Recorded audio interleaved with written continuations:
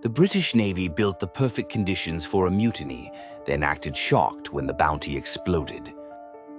This story shows how one small ship, one unchecked captain, and one collapsing chain of command turned a simple mission into rebellion. In 1787, botanist Joseph Banks proposed carrying breadfruit from Tahiti to the British West Indies. The American colonies had declared independence, disrupting the fish supply used to feed enslaved plantation workers. Banks believed breadfruit could become a nutritious, high-yield replacement. He persuaded the king to fund an expedition to collect saplings and move them across the Atlantic. The Navy bought a small merchant ship named Bethia at a bargain price. Then it spent more than twice that price rebuilding the vessel for the mission. The captain's quarters became a 2-story plant nursery lined with lead sheets. The ship was renamed Bounty and armed with 4 cannons and 10 swivel guns. Command went to William Bligh. On paper, Bligh had joined the Navy at 7 to build experience credentials. His real service began at 16. By 22, he was sailing master under Captain James Cook. In 1779, Bligh witnessed Cook's death in Hawaii. That experience shaped him in a darker direction. When Bounty sailed, Bligh was the only commissioned officer among 46 men. There were no Marines, no lieutenants, and no senior officer between him and the crew. The Navy had removed every buffer that might have challenged his authority. Bligh had also lost his private cabin to the Breadfruit nursery. With even less personal space, he began controlling every inch of the deck. One recruit was Fletcher Christian, a young master's mate who had sailed with Bligh before. They had served together on the merchant vessel Britannia and began this voyage as friends. But the ship was already a pressure cooker, and every safety valve was gone. Bounty left England on December 23, 1787, and the voyage first appeared almost normal. Able seaman Matthew Quintal received 24 lashes for insolence and mutinous behavior. The logbook suggests sailing master John Fryer pushed harder for that punishment than Bligh did. 2 other men, Mills and Brown, lost their grog rations. Their offense was refusing to dance. Bligh had absorbed a fierce obsession with cleanliness from his years under Cook. He also forced physical exercise, including dancing, to keep the crew fit.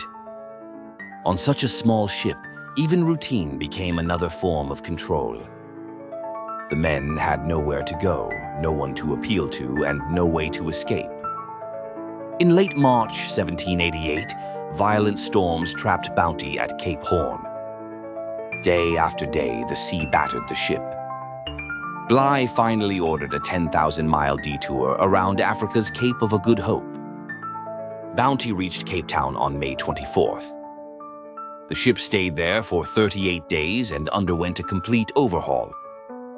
During the stop, Bligh lent Christian money in what still looked like friendship.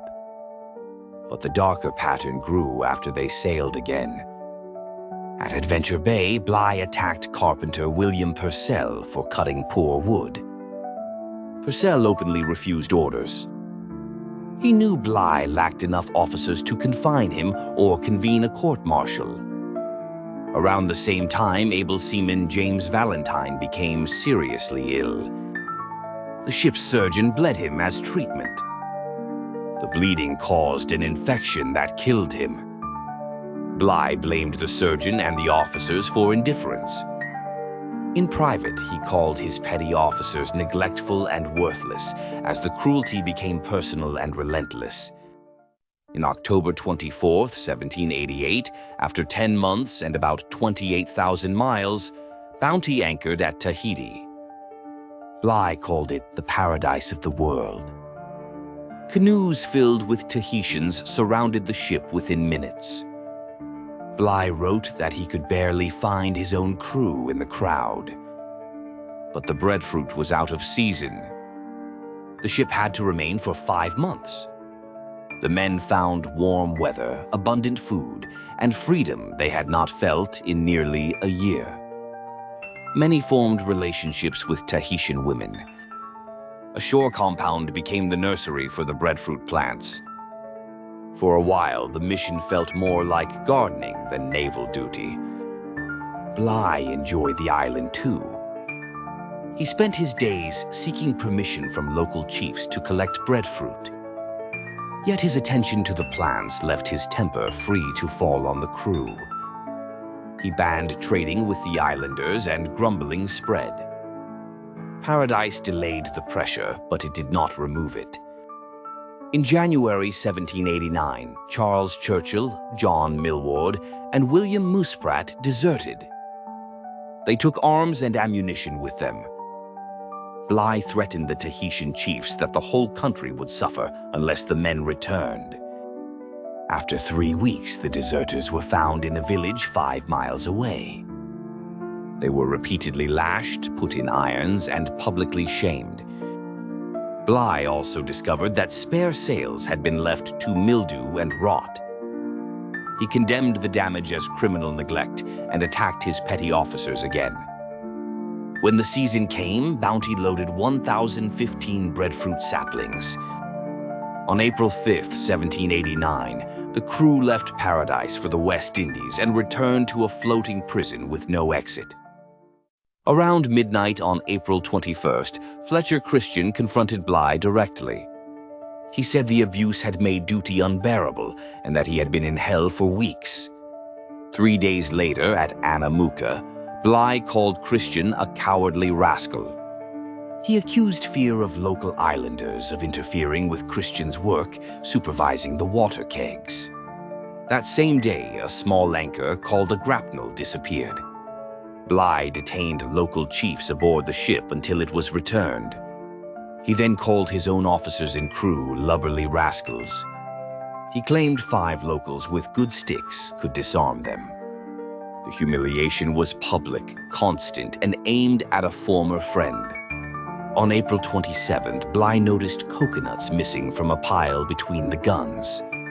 He announced that he would find and punish the thief. When questioned, Christian was accused outright. Bligh called him a damned hound and said he believed Christian had stolen them. He threatened to make half the crew jump overboard before Endeavour Strait. Then he cut the yam ration in half as collective punishment. Witnesses said Christian walked away with tears falling in heavy drops. That night, Bligh invited him to dinner as though nothing had happened. Before sunrise on April 28th, Christian and 3 armed men entered Bligh's cabin. They tied his hands and threatened to kill him if he made a sound. Bligh was dragged onto the deck in his nightshirt, naked from the waist down. He was lowered into a 23-foot launch with 18 loyalists and barely a week of supplies. Christian looked at him and repeated, "I am in hell." Bligh and his men then survived a 3,618-mile journey across the Pacific. When he reached England, the Navy hailed him as a hero and promoted him. He received another breadfruit expedition, while 3 captured mutineers were hanged at Portsmouth. Their bodies remained on the yardarm for 2 hours in the rain. After becoming governor of New South Wales in 1805, Bligh was deposed in the 1808 Rum Rebellion. Across 3 mutinies, the pattern pointed back to his tyranny. Absolute power can hide behind discipline, but repeated rebellion reveals the damage. Follow for more forgotten scandals history tried to excuse.